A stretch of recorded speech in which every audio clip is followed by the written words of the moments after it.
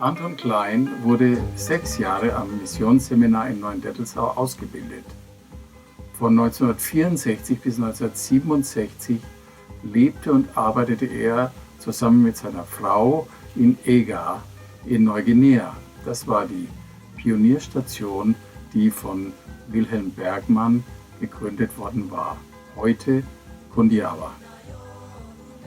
Danach wurde er zum Leiter der Kewamugel Bible School berufen. Das war die Ausbildungsstätte für Evangelisten, die dann im Hochland arbeiten sollten. Die Schule liegt in der Chimbu Province im zentralen Hochland von Neuguinea. So warst du also 3,5 Jahre in Ega und dann ging es weiter. Ja, dann gingen wir jetzt im Dezember 67, haben inzwischen 2 Kinder, nach Kewamugel, Distriktsbibelschule. Da gibt es 6 davon in Neuguinea zu unserer Zeit. Und da kamen also dann junge Menschen zwischen 18 und 25 aus den verschiedenen Gemeinden, hauptsächlich Chimbu-Distrikt, also Goge, Nomane, Umkolai, Kerovagi und auch zum Teil aus dem Mount Hagen-Gebiet und anfangs zum Teil auch einige aus Uruk. Es waren 4 Klassen, die Ausbildung in 4 Jahren, und das Ziel war, sie wurden Evangelisten, die dann in fremde Gebiete gingen, um dort von Gott zu verkündigen. Das war das Ziel. Ich habe jetzt zum Beispiel einfach, wo ich versucht habe, ihnen beizubringen, das Predigen, wo wir uns also Texte vorgenommen haben und ich ihnen versucht habe, natürlich ohne Hilfsmittel ihrerseits, den Text so oder einen Text zu erschlüsseln, damit sie dann vielleicht ein Thema gefunden haben und dann darüber predigen konnten. In Neuguinea waren die Themapredigten das Übliche. Nicht, dass man viele Gedanken hatte, wie so bei uns, Teil 1, Teil 2, Teil 3, mit Vorwort und mit Schluss, sondern eigentlich ein Thema wurde angeschlagen und das mussten wir eben aus diesem Text hervorholen und darüber haben sie dann gepredigt. Ich habe dann auch Dogmatik, also Dogmatik ist ein zu großes Wort, aber Glaubenslehre unterrichtet und ich habe dann auch vor allem, aber schon von Anfang an dann begonnen, meine Aufzeichnungen zu überarbeiten und mit einem oder 2 der Lehrer das so weit zuzubereiten, dass ich es in meinem Duplicator vervielfältigen konnte, um dann den Schülern etwas an die Hand zu geben.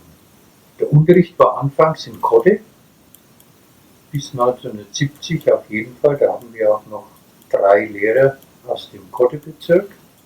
Die Genesis, erstes Buch Mose, kam dann auf Kotte heraus und das haben wir sofort angefangen zu lesen.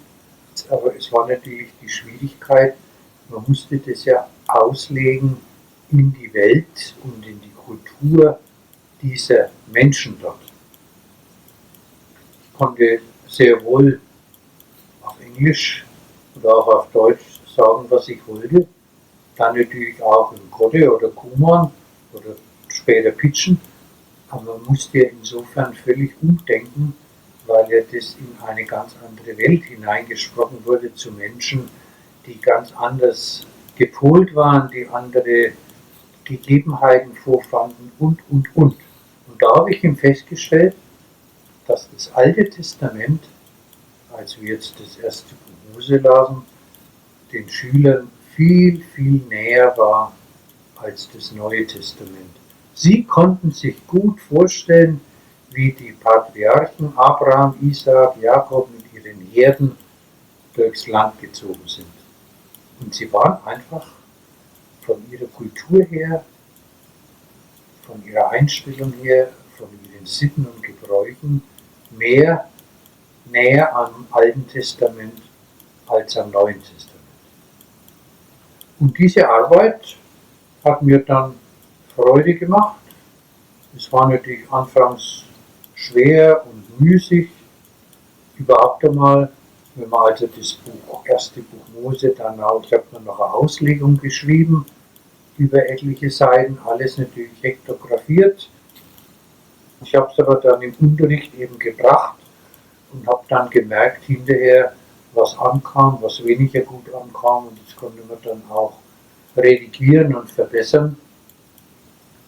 Und da habe ich dann eine ganze Latte von Sachen geschrieben. Erst einmal diese Glaubenslehre und dann Einleitung ins Neue, ins Alte Testament, Auslegung der Offenbarung des Johannes, vom Korintherbrief einiges und dann Genesis, also erstes Buch Mose, Kurzfassung, eine Langfassung und dann später auch ausführlichere Dinge, noch länger, und über die Jahre hinweg kam da einiges zusammen und es erhielten die Schüler umsonst, und andere Schulen, die das bestellt haben, die mussten ihm dann bezahlen, weil ich ja auch bezahlen musste für Matrizen und Papier.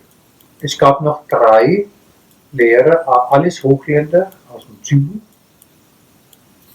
und einen Schüler, den Umba Bomai, der später Pfarrer, Pastor in Ugelbring war auch, den haben wir uns, wie er so 18 war, im letzten Kurs, den haben wir uns behalten, auch später noch andere Schüler und die weitergebildet. Wir hatten also täglich Unterricht von 8 bis 1 und wir waren also, es waren 2 Klassen, Unterklasse, Oberklasse, wie man es auch nennt. Und wir waren 4 Lehrer und wir mussten uns das aufteilen. Es gab dann natürlich auch in der Mitte der Zeit am Morgen eine Andacht, die von uns Lehrern gehalten wurde. Und wir hatten auch sonntags oben in der Schule einen Gottesdienst, erst auf Kotte, später auf Pitschen. Und da hatte ich ein Erlebnis, aber nur einmal. Eines Sonntags sind wir oben. Liturgie, der Gottesdienst haben immer Schüler gemacht, auch die Gebete. Und bis Zeit ist zu predigen, geht niemand vor. Und da steht einer der Lehrer auf und geht hinter an die Tafel, wo also diese Liste war. Und dann kommt er zurück und sagte zu mir, du bist heute dran. Ich habe es glatt vergessen. Aber ich ging hin und habe mir zumindest den Text angesehen. Bin vorgegangen, habe den Text aufgeschlagen und habe gepredigt. Kein Mensch hat was gemerkt, außer Margot. Die wusste es. Ich würde das allerdings nicht empfehlen. Aber es hat gut geklappt. Wie war der Kontakt zur örtlichen Gemeinde? Der war sehr gut. Da waren auch mehrere Evangelisten gleich nebenan gegenüber der Hochlandstraße. Wir hatten auch viel Verbindung miteinander. Die Leute gingen mitten durch unsere Station durch in die oberen Dörfer. Und es gab also keinerlei Schwierigkeiten mit den Leuten. Und auch die Evangelisten waren hilfsbereit. Und wir gingen ja zum Teil auch während der Ferien runter an die Straße, da war eine Kirche und da war Gottesdienst auf Kuhmann jeden Sonntag und da habe ich da etliche Male gepredigt. Und da war also ein gutes Einvernehmen sowohl mit den kirchlichen Mitarbeitern als auch mit den Leuten. Ich hatte da einen Mann, der war schon alt, der hieß Ande, heißt Sonne. Und mit dem habe ich mich öfter unterhalten. Und ich weiß noch, als wir dann nach 10 Jahren in Kirchermugel aufbrechen wollten nach Deutschland, da kam er eines Tages zu mir und da haben wir miteinander gesprochen. Und das war ein Mann, der nicht kam, um irgendwas jetzt zu bekommen. Das war dann so oft üblich, ja, so ob ich denn was wegzugeben hätte, weil ich jetzt nach Deutschland gehe. Da ging es ihm überhaupt nicht drum. Wir haben uns wirklich schön miteinander unterhalten auf Kuhmann und Er hat dann gesagt, na gut, wenn du jetzt gehst, ich werde bald sterben, aber übrigens getauft. Und das war also sehr schön. Also mit den Menschen um die Station gab es keinerlei Schwierigkeiten. Habt ihr damals auch Stammeskämpfe miterlebt? Wir haben gehört, dass welche sind. Auch mal Kerawagi, Kewamugel. Da gab es Stämme. Die Schüler blieben davon unbeeinträchtigt. Und die kamen ja aus ganz verschiedenen Gebieten. Auch natürlich aus dem Gebiet und aus dem Stamm und dem anderen Stamm, die miteinander gekämpft haben. Aber da gab es nie Schwierigkeiten. Die waren unter sich. Ist ein einziges Mal, wo also wirklich ein Stamm um Kewamugel mit einem Stamm bei Kerawagi gekämpft haben. Da hat mal eine Nacht ein Polizist im Schlafsaal der Schüler mitgeschlafen. Ansonsten wurden wir nie behelligt. Ich habe mich auch nie irgendwie eingemischt. Sie kamen auch nie zu mir, weder die einen noch die anderen, sondern die haben diese Kämpfe untereinander ausgetragen und haben uns völlig außen vor gelassen. Das fand ich sehr gut und sehr hilfreich. Gab es auch Sport? Oh ja, wir hatten oben einen Sportplatz und die Schüler haben sehr gern Fußball gespielt und sich, die Knochen verbeult. Ne? Ja, das war sehr, sehr wichtig. Sie mussten also Auslauf haben, sie mussten Sport treiben, haben sie auch gemacht. Früh war ja Unterricht, nachmittags waren sie in den Feldern und haben dann auch einmal samstags oder waren da oben Fußball gespielt und haben auch bei uns einige Sachen im Garten mitgemacht oder mitgebaut und es waren immer, gab es Arbeiten zu tun, wo ich ihnen halt dann ein kleines Entgelt dafür gegeben habe. Auch wenn wir so Druckmaterial, das habe ich dann auf die Bänke ausgelegt nacheinander und da gingen sie nacheinander hin und jeder nimmt ein Blatt, hat das andere draufgelegt und dann so 30, 40 Seiten nacheinander und dann hatte ich ein Deckblatt und ein Hinterblatt und da haben sie halt immer ein bisschen was dafür bekommen. Und auch während der Ferien sind einige immer da geblieben, die haben dann mit mir Dächer ausgebessert, Schulräume gestrichen und manchmal habe ich ihnen halt aus Dankbarkeit einmal einen Kasten mit Thun mit Fisch oder mit Fleisch oder einen Sack Reis gegeben. Manchmal haben wir bei mir gegrillt. Selbst das Büchsenfleisch konnte man gut grillen, hat gut geschmeckt. Und auch mit unseren Kindern hatten sie natürlich Kontakt, ist ja ganz klar. Haben sie gesagt, ja komm, Junge, trink Zucker.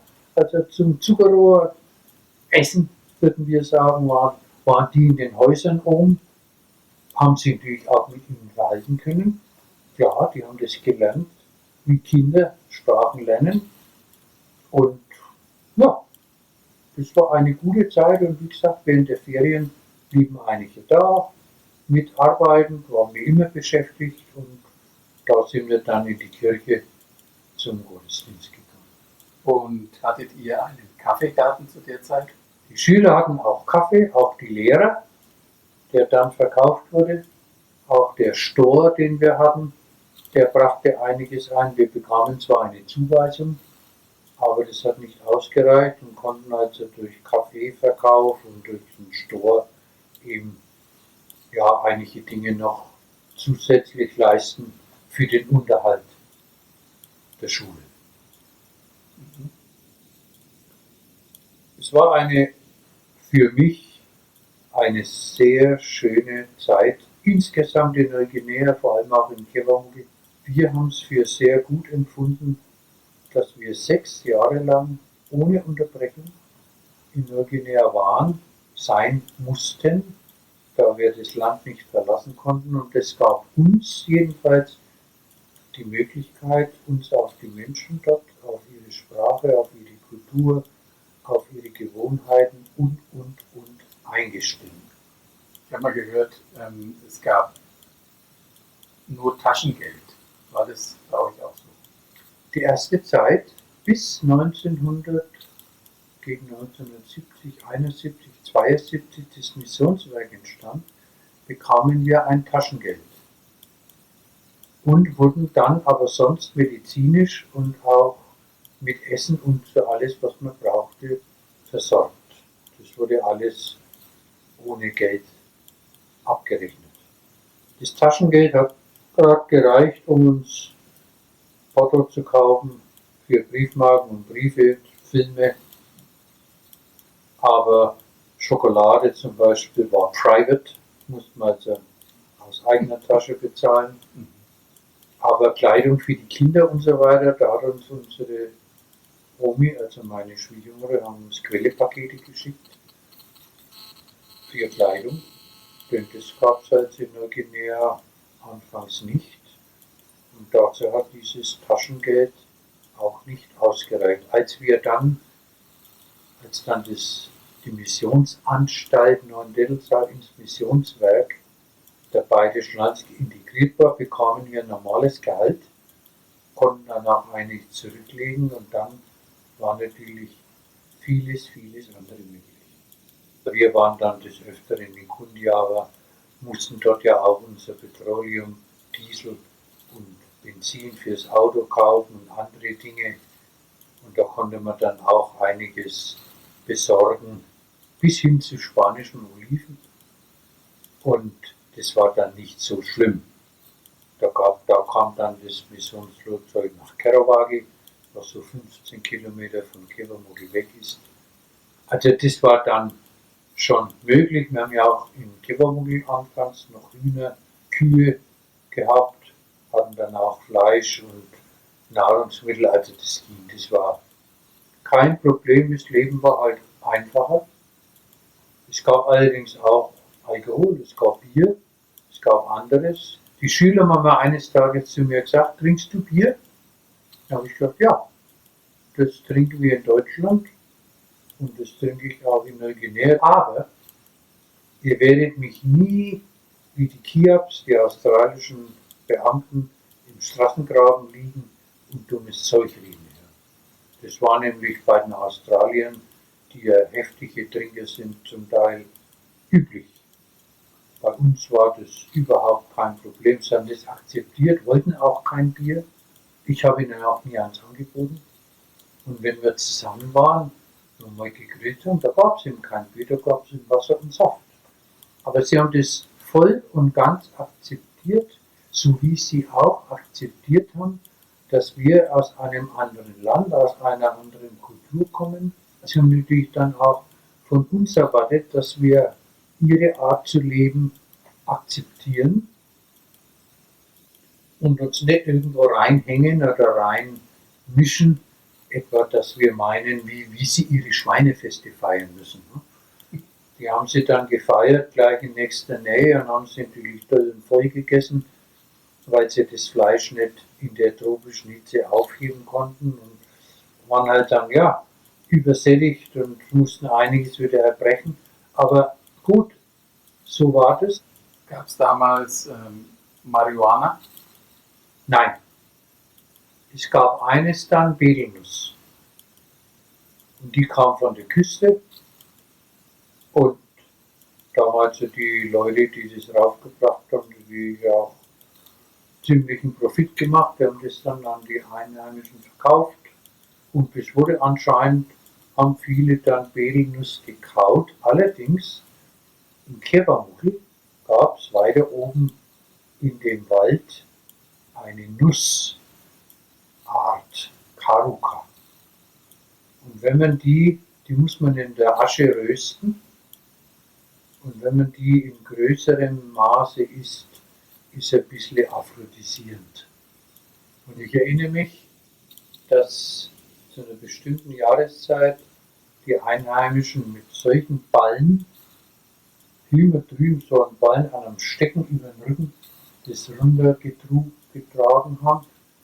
Und ich habe einmal in einer Predigt in Kewamogi, bin ich da drauf eingegangen, ich weiß nicht mehr, worum es ging, aber habe von der Karuka gesprochen und von ihren Gewohnheiten, und da kamen sie sogar hinterher und haben so, ja, das war gut, also so auf gut Deutsch, du lebst hier du weißt, wie wir leben und du verstehst uns und so weiter. Das habe ich noch in Erinnerung. Aber dann kam halt die Betelnuss und die war natürlich einfacher zu bekommen, wenn es auch was gekostet hat und noch etliche Betelnuss gekauft. Kartenspiel war dann üblich, aber Marihuana, Drogen nicht. Alkohol, aber nicht bei uns, sondern mehr dann an der Straße oder dass halt die Einheimischen dann andere sich so einen Kasten gekauft haben, und bei der tropischen Hitze waren die natürlich nach 1, 2 Flaschen waren sie schon hinüber. Und das Schlimme war, dass Einheimische in den meisten Fällen aggressiv wurden, wenn sie betrunken waren. Ganz im Gegensatz zu uns, da werden die Menschen eigentlich eher mal gutmütig und ruhig. Sie haben natürlich immer wieder einiges gebracht zum Verkauf. Eigentlich mehr die Guaven und die Passionsfrucht. Passion Fruit, ja. Die hatten wir, die Passion Fruit und auch natürlich eigene Bananen und solche Sachen. Ne? Die brachten immer wieder einiges. Manchmal auch ein paar Kartoffeln und halt auch Gemüse, das wir kannten. Wir hatten ja auch einen Garten. Und als unsere Schwiegermutter kam, hat sie sehr schnell festgestellt, entweder gibt es bei euch etwas in Mengen oder gar nicht. Werden natürlich immer reife Ananas, einen ganzen Garten davon, größer als dieser Raum hier. Werden eigene Bananen und waren von daher immer gut versorgt. Und einmal hat meine Frau Tomatensamen ausgesät und der ist aufgegangen. Wir haben Bilder, da hat ein Junge, der bei uns dann im Haus mitgeholfen und der hatte so eine Schüssel voll reife Tomaten. Lieber Toni, ich möchte dir ganz herzlich danken, dass du uns von deiner Arbeit und von deinem Leben mit deiner Familie in der Kewamung Bible School in Papua-Neuguinea berichtet hast.